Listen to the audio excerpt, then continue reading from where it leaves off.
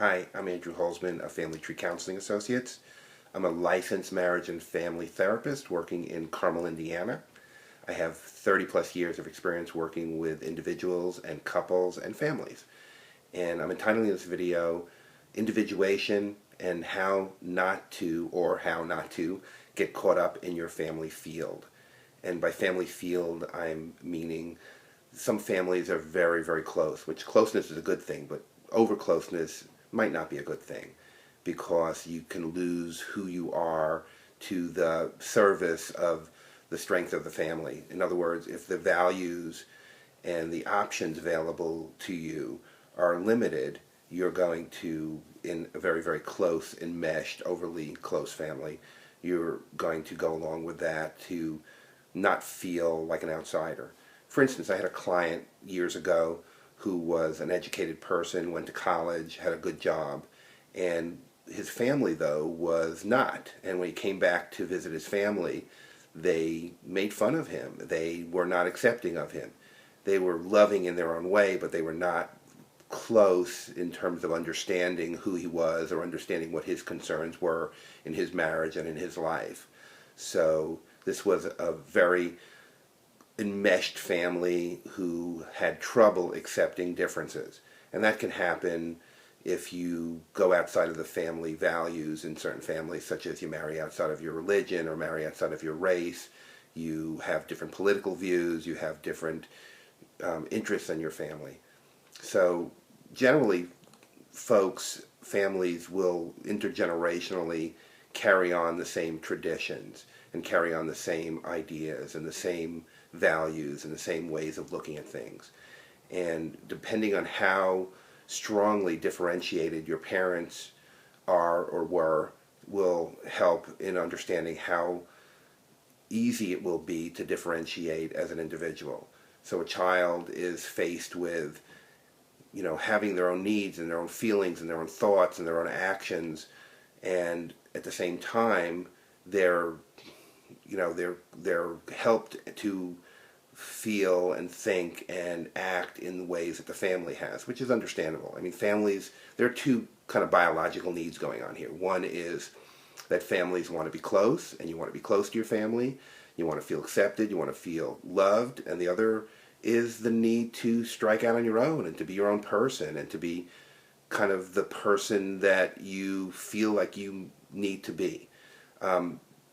I don't want to make that in the same way as being a rebel, because being a rebel sometimes is, or most of the time really, is when a person is rebelling against those family issues, and they're doing it in a very rigid way.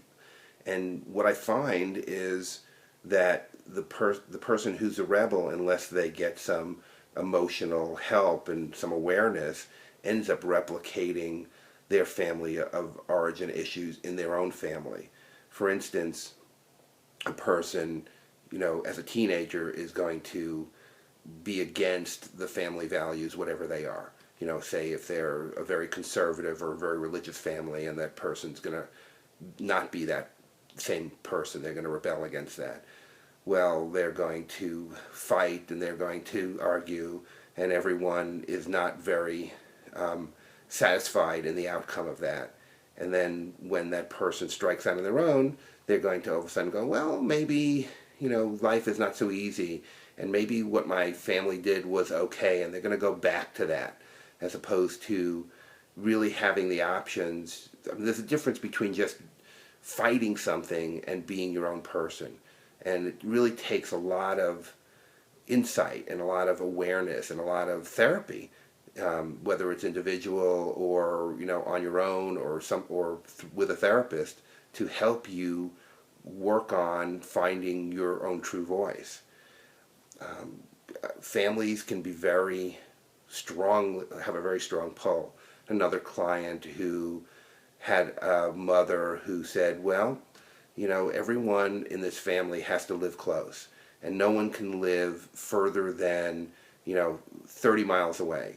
And a lot of people in the family followed that. Some people did not, and they had trouble. They had trouble, with the acceptance of their parent. So families, depending on the differentiation that happens with intergenerationally with the parent, and also the relationship that the child has with the parents. Not everyone is treated equally in a family. Certain children, whether it's by birth order or by personality, are going to find it easier to be accepted, and other children are going to be not as easily accepted. Some children are going to rebel. Some are going to go along with the program and stay close to the family, or take care of the aged parents, or call every day, kind of lose themselves in the family system. Again, closeness is not a bad thing. Being close and being warm is certainly a positive attribute. Being cut off, being disconnected, not talking to anyone is a negative attribute. But there's somewhere in between there which is healthier, and you want to kind of find that balance. So in a healthier family, there's not as much emotional reactivity, not as much emotional pain. There's not as much subjectivity.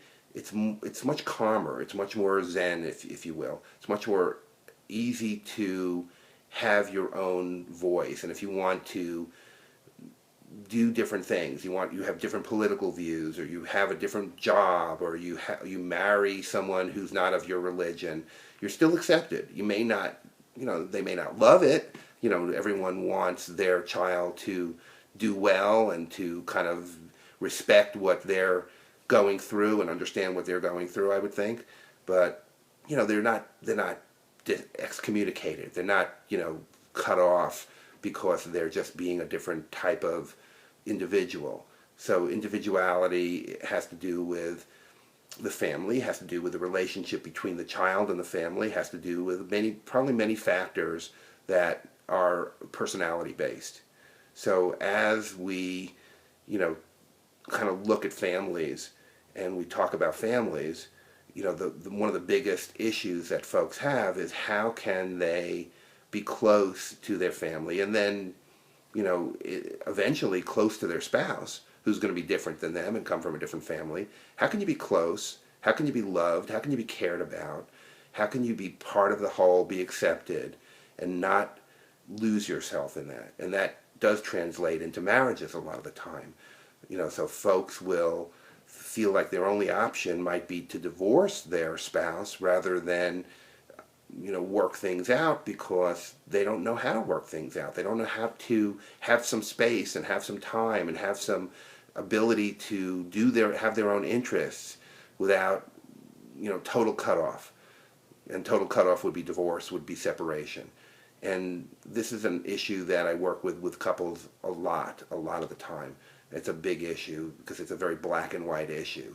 It's like either being loving and caring and doing everything together, as it is when you start out in the relationship, when you're enmeshed and when you're romantic and when nothing else matters. You don't have kids and work doesn't matter, and you just love this person and you want to be with them, and that's a wonderful time. Well, that doesn't last forever, of course, and then you're at the place where your individual needs and your interests are important. They've just been put on hold for a little while, possibly. And how do you do that? How do you define yourself and not lose yourself, not lose the relationship, rather, not lose the closeness of the relationship? That seems like it's a simple question, but it's a very hard answer for most people. Most people have real difficulty with this closeness and not so close kind of value that goes on. And it does come from the training that you get in your family, and it comes from your experiences in life. So that's part of, this is just a very short beginning of, talking about individuality. And if you want more information, please call me. My name is Andrew Holzman. My number is 317-457-8668. I'm at Family Tree Counseling Associates, and I believe separation, individuation, differentiation are just as important as closeness in a relationship. Thank you for listening.